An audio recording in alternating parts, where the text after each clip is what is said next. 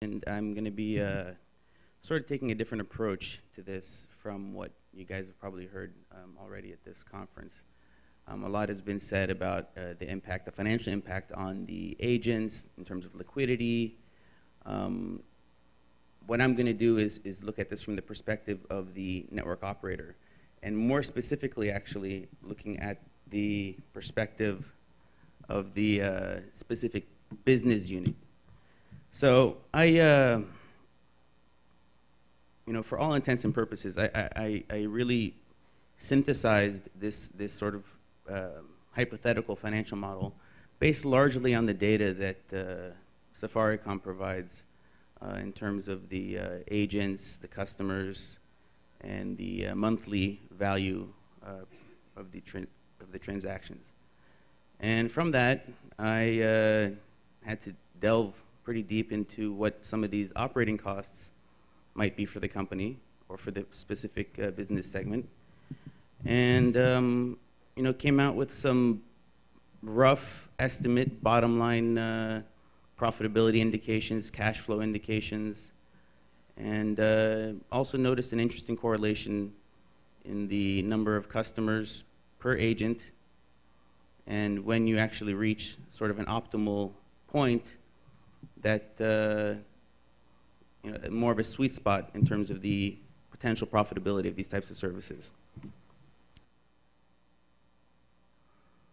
Okay, so in addition to actually talking about the the financials, the specific financials, that my assumptions, we'll broadly kind of get into some of the thematic, I think, broadly applicable principles that anyone who is considering deploying this kind of service should bear in mind. So we're going to talk about the dynamics of customer growth compared to agent growth. Just in the last, I guess, 4 quarters, again using the Safaricom M-Pesa data as an example, we see that really, almost for the past year, they've been growing their agent network at a faster rate than they've been growing their customer network. Now, there's probably all different kinds of reasons for that, but in my opinion, you probably want to be growing your customer network at a faster rate, because when you're growing your agent network, I think the incentives for those aggregators that are actually signing up the agents need to be managed in a way that you're not just adding agents for the sake of adding agents. So what I have here is you have the blocks, the bars are sorry, it's the quarterly growth rate. I have on there, it's year over year. No, it's quarterly growth rate. In red, it's the agent network. In blue, you have the customer growth rate. And you can see in the beginning, you have a pretty strong growth in customers and, of course, with agents. Actually, I think it's the customer growth is off the chart in the third quarter of 2007. But you see right around the end of 2008, there is a sort of an inflection point. And you can see that it's also around that time that the subscriber acquisition cost and the average revenue per user come the closest to actually converging. Now, what does that mean? If you have a subscriber acquisition cost that is not much more than the average monthly revenue per user, you're basically getting payback in terms of what you paid to acquire that particular customer. You're getting payback in a month, month and a half. It's a relatively good place to be. And then as you start growing the agent network at a faster pace than the customer growth, you can see very clearly that subscriber acquisition costs start to pull away from the average revenue per user. In other words, the average payback in terms of months required to recoup the subscriber acquisition cost increases. So moving on to the next slide. So yeah, basically what I wanted to show with this with the slide before is, I think particularly in terms of the agent network, that the incentives with the aggregators have to be very clearly defined, and an emphasis really should be placed more on the quality of the agent network as opposed to the quantity of the agent network. Because if your agent network continues to grow unchecked, you're also diluting the business proposition for the individual agents.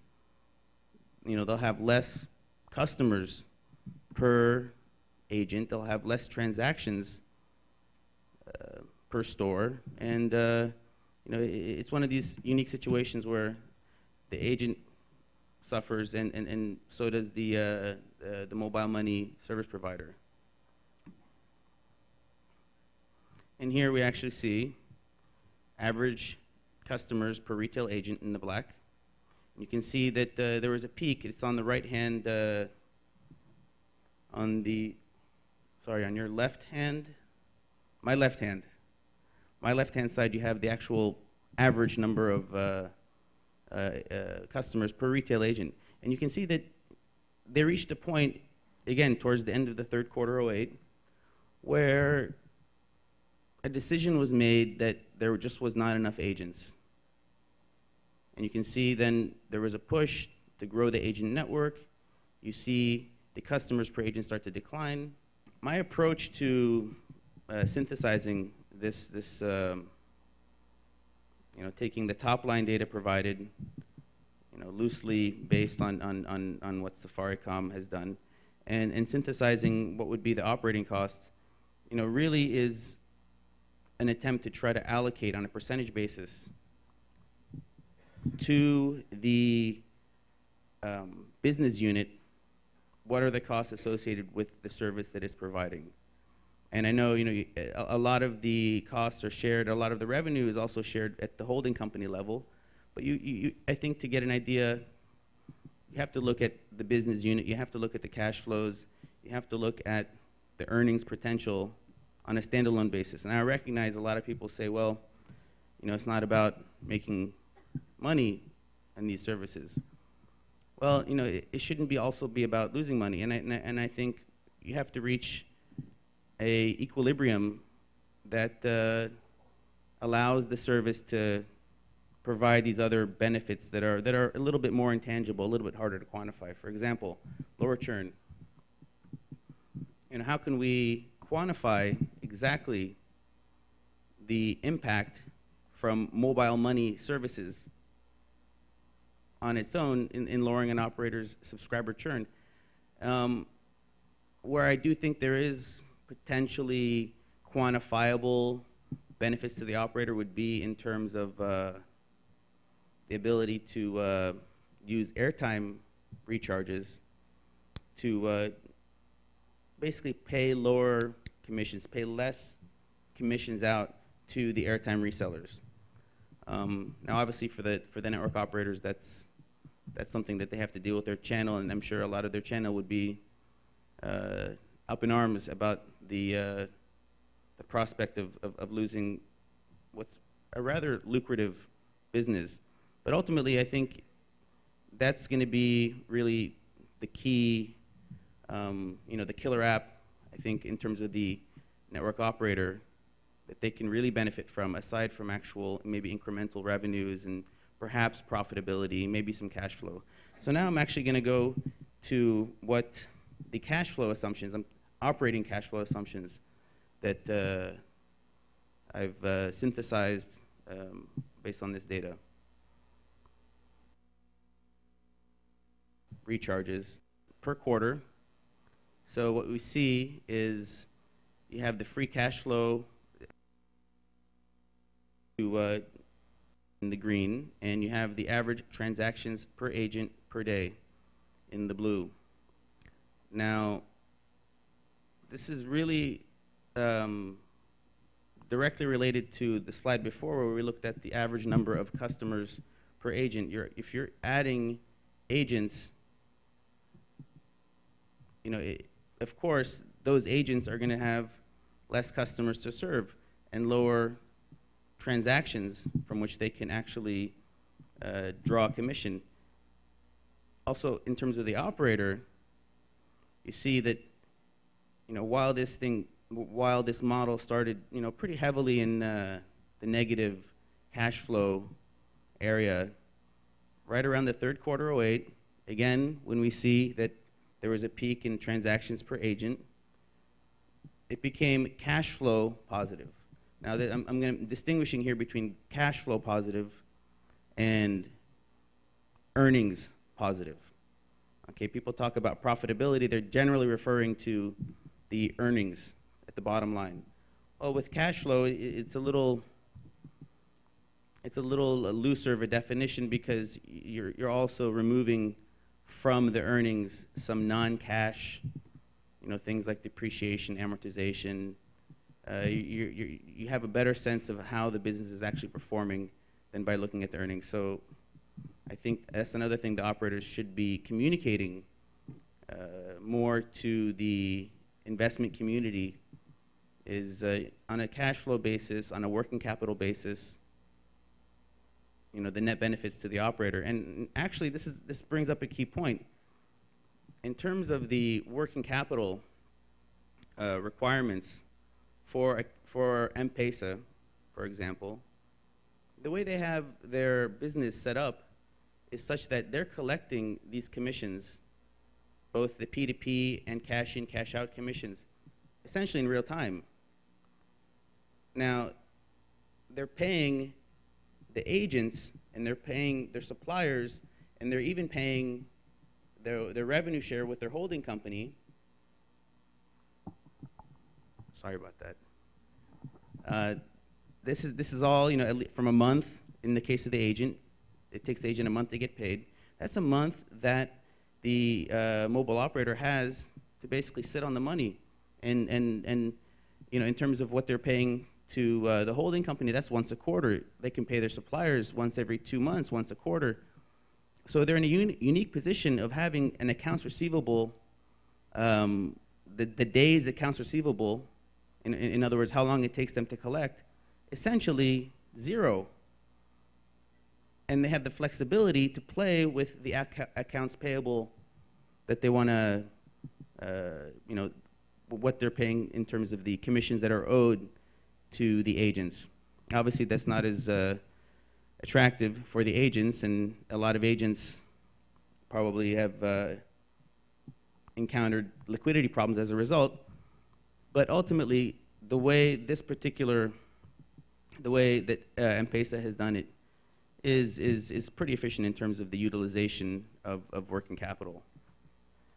Other costs that I wanted to sort of share my assumptions. Obviously the biggest cost in the beginning of this launch,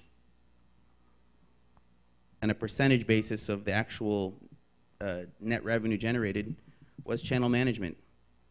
You have to start aggressive, you have to start fast, and you need to start with typically a third party that's able to go out there and sign up agents, sign up customers, and that's typically your biggest cost.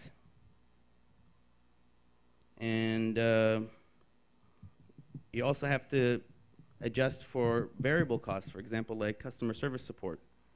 Now, as a benchmark, I couldn't find specific comps regarding the average salary of a customer service representative in Kenya or East Africa in particular, but I did find some data in South India suggesting that the average monthly salary of a customer service rep in the call center in India was about $300 per month.